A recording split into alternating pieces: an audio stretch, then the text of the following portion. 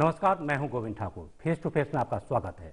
आज हमसे बातचीत करने के लिए हमारे साथ मौजूद हैं एलजेपी के चिराग यानी चिराग पासवान। चिराग से हम उन तमाम बातों पर बात करेंगे जिससे आप जानना चाहते हैं। चिराग जी, लाइव इंडिया में आपका स्वागत है। Thank you Govind. सबसे पहला सवाल ये बनता है कि नेता और अभिनेता, जब अभिनेता नेता बनते हैं अमूमन देखा गया है कि वो लौट जाते हैं, लेकिन क्या ये चिराग राजनीति में बने रहेंगे? पूरी तरीके से बना रहूंगा। जब मैं अभिनेता की भी भूमिका में था, जब मुंबई में भी था, उस वक्त भी मैंने बहुत क्लियरली इस बात को ऑन रिकॉर्ड मैंने बोला था कि इवेंचुअली आना मुझे पॉलिटिक्स में ही है। राजनीतिक परिवार में पला बड़ा हूँ। ईमानदारी से बोलूँगा गोविंद जी, इससे बेहतर मैंने कुछ और देखा नहीं, इससे बेहतर मैंने कुछ और जाना नहीं। भले परिवारवाद का भी हम लोगों के ऊपर आरोप लगता है, हमेशा कहा जाता है कि नेता का बेटा के लिए बहुत आसान होता है राजनीति में आना, ये सब।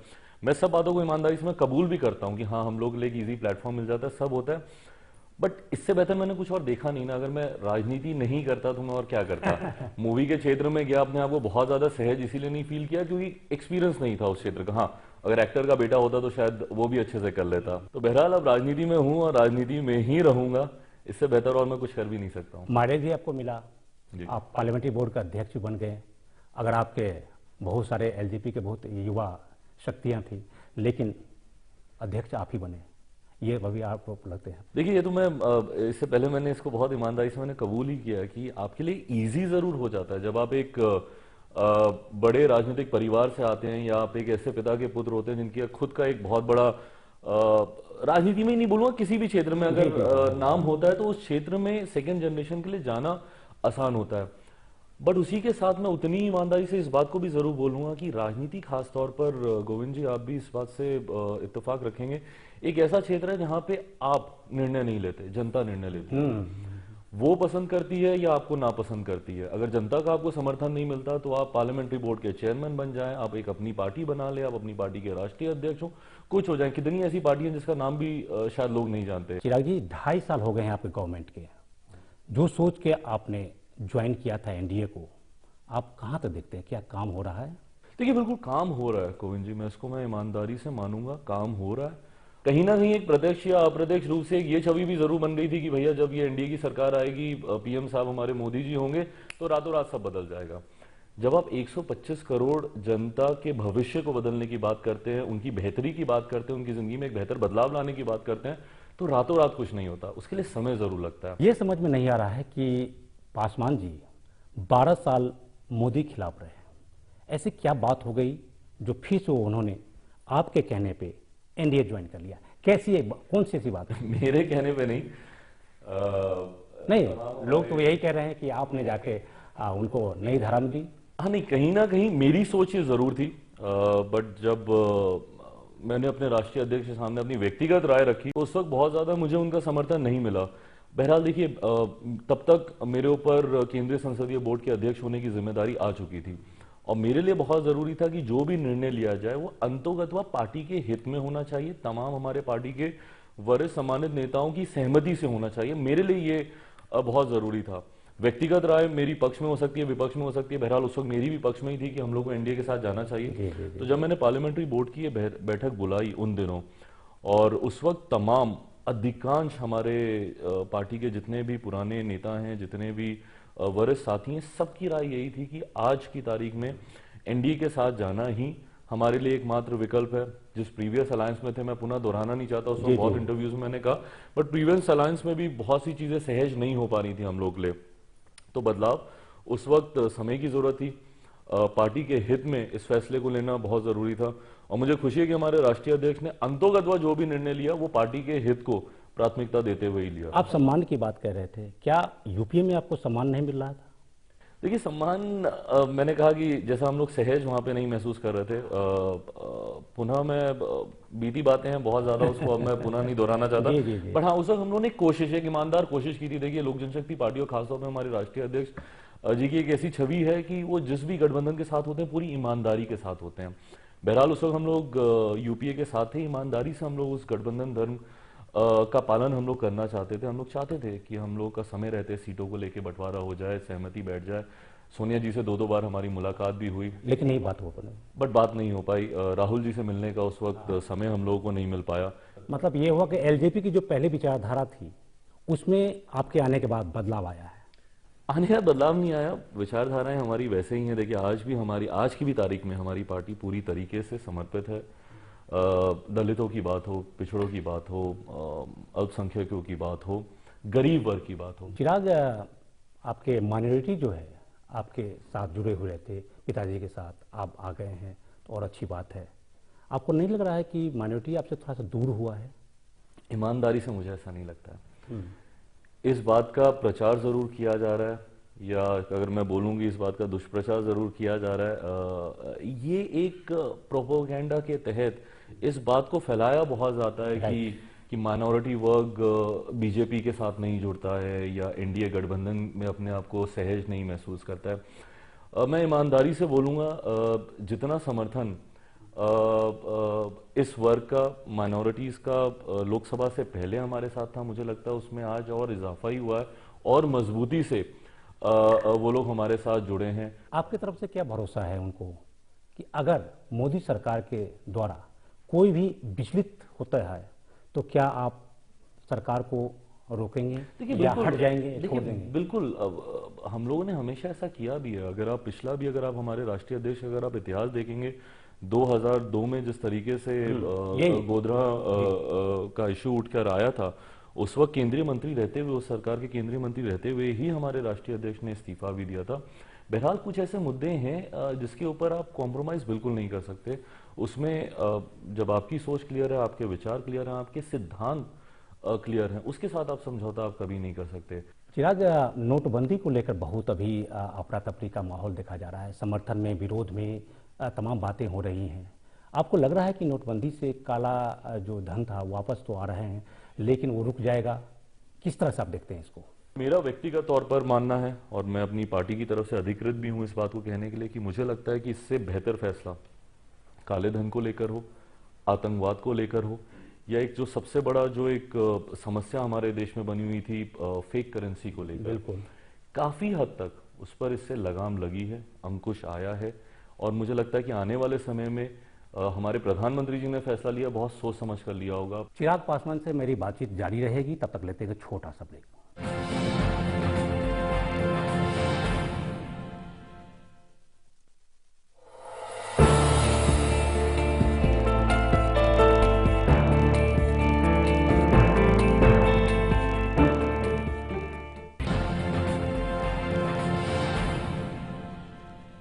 ब्रेक के बाद आपका स्वागत है। हमारे साथ बने हुए हैं चिराग पासवान। चिराग जी, ये माना जा रहा है कि बिहार में जो सरकार अभी चल रही है, विकास कर रही है, विकास काफ़ी तेज़ी से है, काफ़ी आगे बढ़ रहा है, ये दावा करे जा रहे हैं वहाँ के सरकार के लोगों के द्वारा। क्या आप मानते हैं इस बात को? देखिए, नीतीश जी पिछले 10 साल से हमारे प्रदेश के मुख्यमंत्री रहे हैं, आज भी वही, वर्तमान में वही मुख्यमंत्री हैं। अनुभव है उनके पास, प्रदेश की जनता की समस्याओं की जानकारी है उनके पास, चाहे तो बहुत कुछ कर सकते हैं। दावे हकीकत में बदलें, ये मैं ईमानदारी से मैं ज़रूर चाहूँगा, बट हकीकत ये है कि आज की तारीख में प्रदेश में जो हमारे सरकार है, महागठबंधन की जो सरकार है, आज़ादी के 70 साल के बाद अधिकांश समय यही लोग सत्ता में रहे हैं। आप कांग्रेस की बात करें तो अधिकांश समय कांग्रेस 40-42 साल हमारे प्रदेश में सत्ता में रही। उसके बाद 15 साल तक हम लोगों ने लालू जी, राबड़ी जी का एक शासनकाल देखा, जिसको जंगल राज के नाम से कहा जाता है। आप भी पिछले 10 साल से समर्थन आपका भी था? नहीं, समर्थन हम लोगों का राज्य सरकार में कभी नहीं था। बहरहाल, तो लालू जी का वो शासनकाल देखा, आज जो हमारे मुख्यमंत्री हैं पिछले 10 साल से वही हमारे मुख्यमंत्री हैं। तो 70 साल में अगर हमारा प्रदेश विकास नहीं कर पाया तो उसके जिम्मेदार भी फिर यही लोग हैं। आज भी बनिस्बत बाकी राज्यों के, जब आप बिहार की चर्चा करते हैं तो आप बिहार को पिछड़ा राज्य कहा जाता है, तो बिहार को पिछड़ा बनाने में और पिछड़ा बनाए रखने में अगर इन राजनीतिक दल और इन राजनीतिक नेताओं की जिम्मेदारी नहीं है तो फिर और किसकी जिम्मेदारी है? जो गठबंधन अभी है, नीतीश जी को लग रहा है कि आप कहना चाहते हैं कि वो गलत किया उन्होंने नीतीश लालू जी के साथ जाते हैं? देखिए यहाँ पर ईमानदारी से राज्य की बात है। ईमानदारी से बोलूंगा, बिल्कुल, ऑफ कोर्स। देखिए, लालू जी का जंगल राज का जो 90 का जो पूरा दशक रहा है, सिर्फ वैसे ही उसको जंगल राज नहीं कहा गया। एक खौफ था लोगों के मन में, एक डर था, एक भय था। अपराधी खुलेआम हमारे प्रदेश में घूमते थे। विकास आप देखें उस दौरान ना के बराबर हुआ। तो डेफिनेटली ऐसे में जब आप पुनः एक ऐसे व्यक्ति के साथ और उनकी पार्टी के साथ आप अलायंस करते हैं जिनका सबसे बड़ा योगदान रहा है हमारे बिहार को पिछड़ा बनाए रखने में। चिराग जी, आपके पिताजी पर लालू यादव के तरफ से कई बार मौका परस्ती की बात उठाई गई है। राज्यसभा में उनका कहना है कि हमने भेजा, लेकिन फिर भी पासवान जी मौसम वैज्ञानिक हो गए, एनडीए में चले गए। ये कितना तक सही है? देखिए, लालू जी उम्र में मुझसे बहुत बड़े हैं। मैं कोई व्यक्तिगत टिप्पणी उनको लेकर नहीं करूंगा, बट वो लगातार इस तरीके के आरोप प्रत्यारोप लगाते रहे हैं। पिताजी को मौसम वैज्ञानिक बोलते रहे हैं। जब वो उनको मौसम वैज्ञानिक बोलते हैं तो मैं कभी कभी कंफ्यूज हो जाता हूं कि वो उनकी तारीफ कर रहे हैं कि उनकी आलोचना कर रहे हैं। बहरहाल राजनीति में ज़रूरी है जनता की नफ्स को पकड़ना। अब अगर आप इसको मौका परस्ती बोलें, लालू जी कहने को कुछ भी कह सकते हैं। मैं बस इतना बोलूंगा कि अगर आप सरकार का हिस्सा हैं, आप बढ़ चढ़कर अपने हक के लिए, अपने संघर्षों के लिए आप संघर्ष कर सकते हैं। अगर आपके खुद के पास वो ताकत नहीं हो, आज अगर मैं गरीबों की बात करता हूं, आज अगर मैं उनको उनके हक दिलाने की बात करता हूं, अगर मैं खुद ही मेरे पास वो ताकत नहीं होगी तो मैं उनकी आवाज कैसे बन पाऊंगा? जरूरी है, हाँ, आप सरकार में रह के अगर आप उनके लिए काम नहीं करें तब आप हमारी आलोचना करें। आज लालू जी बिहार में, प्रदेश में एक ऐसी स्थान पर हैं जहां वो चाहें तो वो हमारे प्रदेश के लिए बहुत कुछ कर सकते हैं, वो अपने समाज के लिए बहुत कुछ कर सकते हैं। बट आप उस हैसियत में होने के बावजूद जब आप नहीं करते तो आप आलोचना के पात्र बनते हैं। अगर आपको हम पे उंगलियां उठानी है, आप तब उंगली उठाइए कि भैया आपकी सरकार में ये इशू हुए और आपने इसके ऊपर आपने आवाज नहीं उठाई, तब आप हमारी आलोचना करें तो हम स्वीकार करेंगे। बट इन बातों को सिर्फ एक अपॉर्चुनिटी के तौर पर यूज करना वो गलत है। चिराग, कुछ और सवालों की तरफ जाते हैं जो कि अभी अमूमन चल रहे हैं कुछ समय। और 3 तलाक, कॉमन सिविल कोड, इसको लेकर काफी चर्चाएं चल रही हैं जी। आपकी क्या राय है इसको लेकर? देखिए, पढ़ा लिखा व्यक्ति हूँ और मुझे लगता है कि पढ़े लिखे समाज से जो भी व्यक्ति आता है बदलाव ज़रूरी है।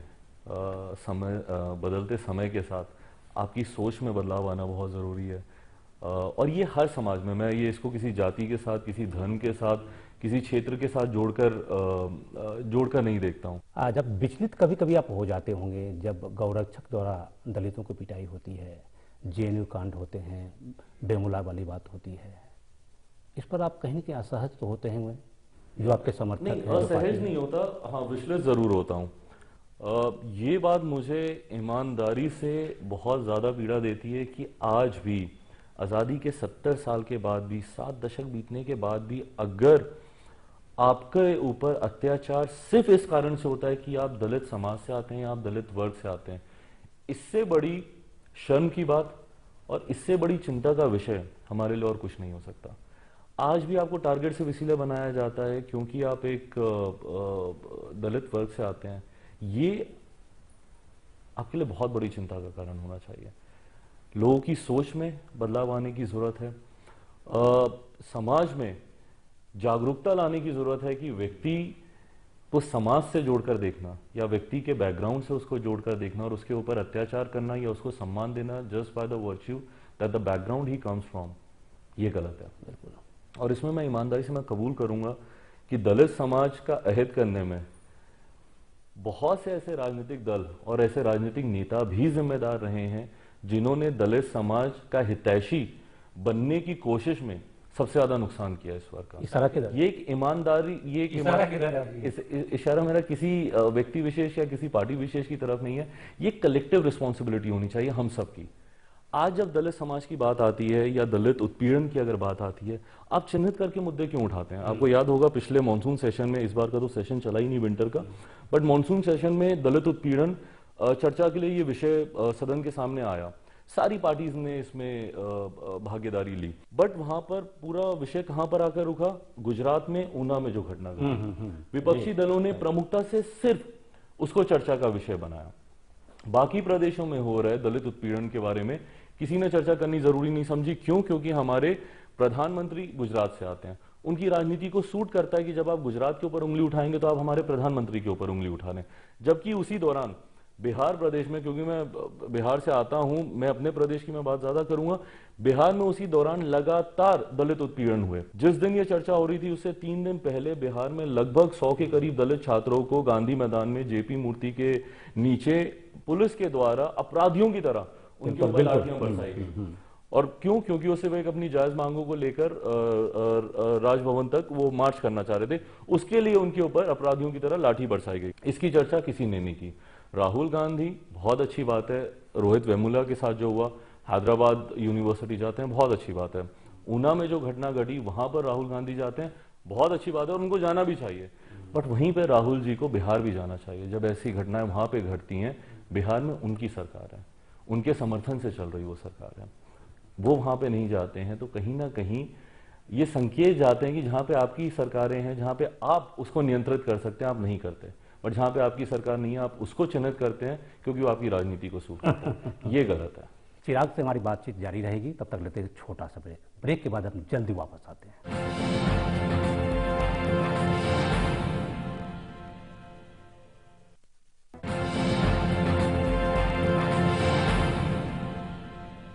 ब्रेक के बाद आपका स्वागत है। हमारे साथ बने हुए हैं चिराग पासवान। चिराग जी, आप पर ये आरोप लगते हैं कि आप प्रोफेशन चेंज करते रहते हैं। बहुत सारी बातें, कई बार आपने इंटरव्यू में ही बात कही है।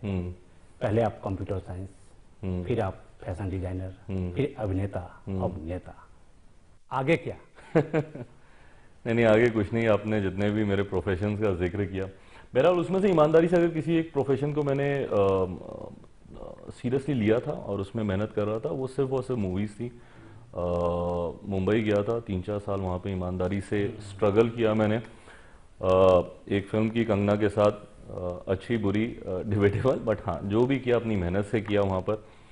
और बट हाँ जहाँ पे भी गया, इस बात को मैंने हमेशा ईमानदारी से कबूल किया कि इवेंचुअली आना मुझे राजनीति में, पॉलिटिक्स में ही आना। और जैसा मैंने इंटरव्यू के शुरुआत में ही मैंने कहा कि इससे बेहतर मैंने कुछ और जाना देखा समझा नहीं, तो करना यही था इवेंचुअली। तो अब जब मैं अपने अंतिम अल्टीमेट गोल की तरफ आ चुका हूँ, तो अब इसके बाद और कहीं नहीं जाना है, सिर्फ राजनीति। ईमानदारी से बताइए कि मजा किस में आ रहा था, कंगना के साथ गाना गाने में या धूल फांकने में? नहीं, ईमानदारी से सेंस ऑफ सेटिस्फैक्शन देता है ये क्षेत्र, राजनीति का क्षेत्र। जो संतुष्टि मिलती है यहाँ पर, मुझे नहीं लगता और किसी क्षेत्र में आपको मिलती है। जब आप फिल्मों में जब आप काम करते हैं, ठीक है, आप लोगों को आप एंटरटेन कर रहे हैं, आप लोगों को हंसा रहे हैं, रुला रहे हैं, जो भी कर रहे हैं आप एंटरटेन कर रहे हैं आप लोगों को। बट राजनीति के क्षेत्र में अगर आप मेरा दिनचर्या देखेंगे, जितने लोग मुझसे एक दिन में मिलने आते हैं और उसमें से अगर 50% लोगों की भी मैं समस्या हल कर सकता हूँ, या अगर मैं उस हैसियत में हूँ कि मैं उनकी कोई मदद कर सकूँ, तो उससे जो एक संतुष्टि मिलती है, उसकी तुलना आप किसी और फीलिंग के साथ नहीं कर सकते। तो इसीलिए आपने बोला कि धूल फांकना, ईमानदारी से धूल फांकते में जो मजा है और इसका आपको एहसास नहीं होता, ये सबसे बड़ा सबसे अच्छी बात है। ईमानदारी की बात है, जब मैं मुंबई में था मेरे पास हर वो सुख सुविधाएं, ऐशो आराम थी जो कि मुझे लगता है कि मेरी उम्र के एक लड़के को जीने के लिए चाहिए। बट अगर वो सारी सुख सुविधाएं, ऐशो आराम छोड़कर आज मैं यहाँ पर धूप गर्मी धूल मिट्टी में अगर मैं काम कर रहा हूँ और मजे से काम कर रहा हूँ, अच्छा लग रहा है मुझे यहाँ पे करने में, तो उसके पीछे परिवार का दिया हुआ है। परिवार का दिया हुआ है, पिताजी के संस्कार हैं, उन्हीं का अंश हूँ मैं, तो उनसे भी बहुत कुछ सीखा, हर रोज सीखता हूँ। तो हाँ, बट संतुष्टि सिर्फ और सिर्फ इसी क्षेत्र में। कहा जा रहा है कि कई सारे गर्लफ्रेंड आपके हैं, तो शादी आप बाबा रामदेव कहने पे कर रहे हैं? नहीं, इस बात को मैं बहुत स्पष्ट रूप से कह दूं, कोई गर्लफ्रेंड नहीं है मेरी। बहुत ही बोरिंग किस्म का आदमी हूं मैं इन सब मामलों में, और पूरा ध्यान मेरा सिर्फ और सिर्फ मेरे काम में। और राजनीति एक ऐसा क्षेत्र है ना कि आप कभी ऑफ ड्यूटी नहीं होते, 24 आवर्स आप ऑन ड्यूटी होते हैं। रात में भी अगर कभी कोई क्षेत्र से लोग आया, कोई ऐसा व्यक्ति आया रात में 1:30 बजे, 2 बजे, 3 बजे, ये सारे उदाहरण हैं मेरे पास कि जब मैं रात में 3-3 बजे उठ के भी लोगों से मिला हूं, क्योंकि उनकी समस्या इतनी ज़्यादा ज़रूरी है कि सुबह तक आप इंतज़ार नहीं कर सकते, तो आप हमेशा आप ऑन ड्यूटी रहते हैं। तो इस क्षेत्र में रहने के बाद और किसी चीज़ में ना आपका ध्यान जाता है ना आपको समय मिलता है। चिराग जी, फिर बिहार की तरफ हम चलते हैं। आपकी पार्टी प्रतिष्ठित पार्टी है वहाँ पर संगठन किस तरह से आप देख रहे हैं? आपके आने के बाद जो पहले की जो ढांचाएँ हैं उसको किस तरह से आप दुरुस्त करेंगे आगे बढ़ने के लिए? देखिए, मुझे लगता है किसी भी पार्टी के लिए उसका संगठन का मजबूत होना बहुत ज़रूरी है। आपके पार्टी में आपका कैडर बेस जितना मजबूत रहेगा, आपकी पार्टी उतनी ही मजबूती से प्रदर्शन कर पाएगी।